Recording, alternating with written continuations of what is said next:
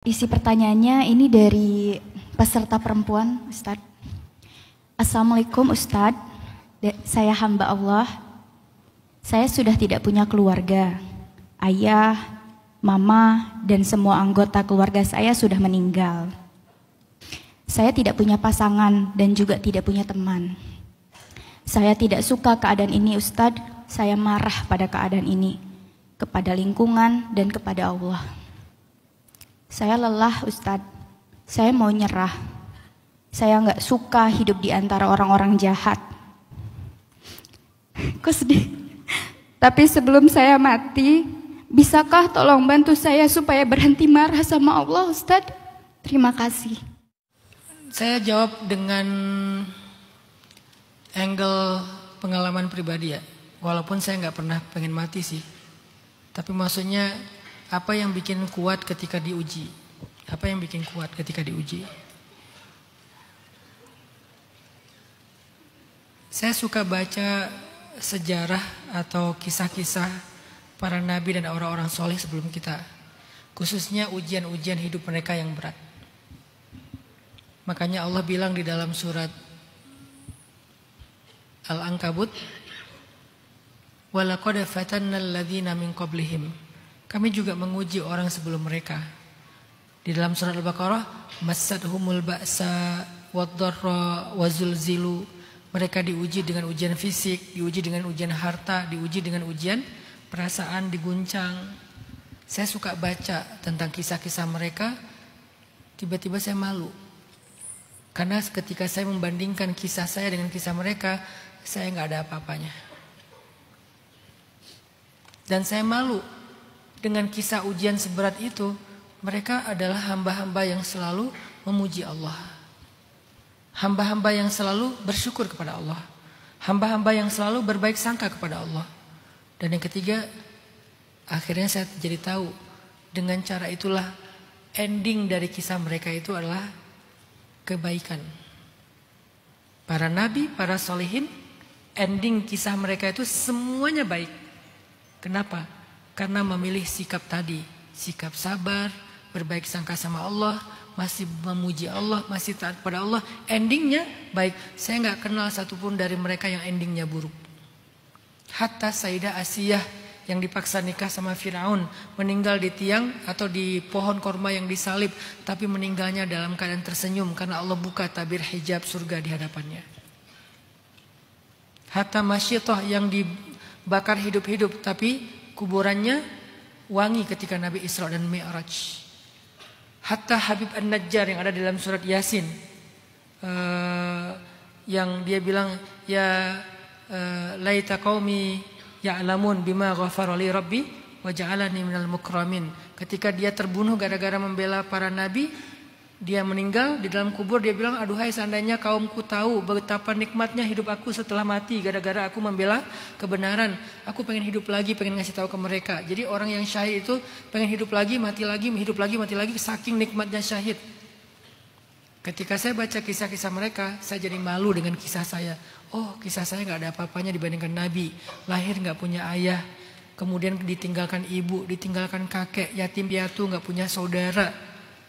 Pamannya miskin, anaknya banyak sehingga harus survive sendiri. Menikah di usia dewasa, kemudian ketika lagi susah-susahnya istrinya meninggal. Sebelumnya setiap punya anak laki-laki meninggal, punya anak laki-laki meninggal. Setelah istrinya meninggal, anak-anaknya juga meninggal. Yang tersisa cuma Sayyidah Fatimah.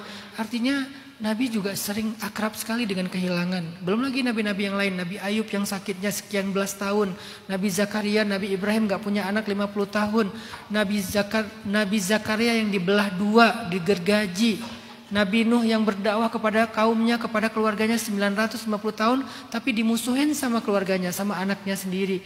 Pas saya baca kisah mereka saya jadi malu. Gak ada apa-apanya kisah saya dibandingkan mereka. Saya juga jadi malu. Kok mereka masih bersyukur sih? Kok mereka masih bisa memuji Allah sih? Kok mereka bisa berbaik sangka kepada Allah sih? Dan yang ketiga, saya jadi tahu ternyata justru dengan cara begitu ending kisah mereka semuanya baik.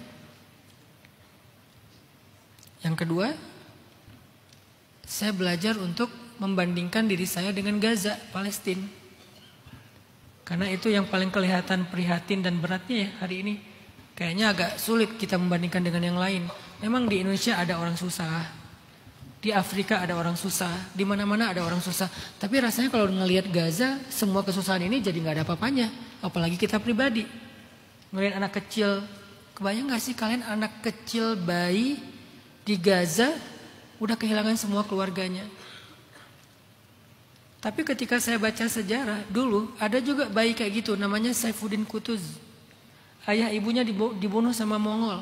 Keluarganya dibantai sama Mongol, orang Khawarizmian. Khawarizmian kalau sekarang itu daerah-daerah Iran, Kazakhstan, Uzbekistan, daerah-daerah situ dibantai keluarganya sama Mongol. Yang selamat cuma satu anak kecil namanya Saifuddin Qutuz. Lalu dia diperjualbelikan sebagai budak sampai dia jadi budak di Mesir. Lalu dia mendirikan sebuah kerajaan budak namanya Mamluk. Mamluk itu artinya budak. Sampai malah dia menjadi raja kesatria pertama yang mengalahkan pasukan Mongol di masa-masa kejayaan Mongol. Disitulah saya belajar bahwa hidup mereka susah-susah juga, berat-berat juga. Tapi mereka selalu endingnya luar biasa. Kenapa? Allah selalu punya cerita. Ketika saya kehilangan ibu, awalnya saya marah. Kenapa? Ibu saya meninggal tsunami kan? Tapi begitu saya tafakur, emangnya siapa yang lebih bisa membahagiakan ibu saya? Allah atau saya? Saya marah karena saya ngerasa saya lebih berhak membahagiakan ibu saya. Kok diambil sama Allah? Saya belum lulus kuliah, saya pengen membahagiakan ibu saya kalau saya pulang. Kok diambil duluan? Akhirnya saya sadar Allah lebih baik membahagiakan ibu saya daripada saya. Salah satu bentuknya Allah ajak ibu saya pulang dengan diberikan pahala syahid, yaitu tenggelam. Disitulah saya ikhlas ridho. Oh Allah lebih baik. Belum lagi tadi jilbabnya tertutup, auratnya tertutup walaupun kegulung dengan ombak tsunami. Di rumah saya itu ombaknya lebih tinggi daripada pohon kelapa. Padahal jarak rumah saya dengan laut itu 3 kilo. Kalau di laut tingginya 50 meter ombaknya. Kalau di rumah saya sekitar 17 sampai 20 meter ombaknya. Kegulung, di dalam ombak itu bukan air gini, airnya tuh gini kayak blender. Tapi jilbabnya tertutup. Harusnya kan kebuka semua, tapi ketutup. Allah menjaga aibnya. Oh di situ saya paham, saya ikhlas, saya ridho. Jadi saya sering membandingkan diri saya dengan orang yang jauh lebih berat, baik dalam sejarah yang ada di sekitar kita, sehingga saya ngerasa saya bukan apa-apa dibandingkan mereka. Tapi kalau saya bandingkan dengan orang yang lebih menurut saya kelihatannya lebih bahagia, saya akan berputus asa. Padahal kebahagiaan dan ujian itu musim. Kalau sekarang kita lagi susah, memang musim susah. Nanti ada musim bahagianya, gak susah-susah terus. Itu yang saya pahami. Semoga dengan baca kisah Nabi, ngelihat Gaza, ngelihat sekitar kita banyak orang susah juga, mbaknya bisa sedikit diberikan kesabaran oleh Allah. Dan yakinlah kesudahan itu wal aqibatu lil muttaqin. Kesudahan yang baik itu hanya bagi orang yang bertakwa.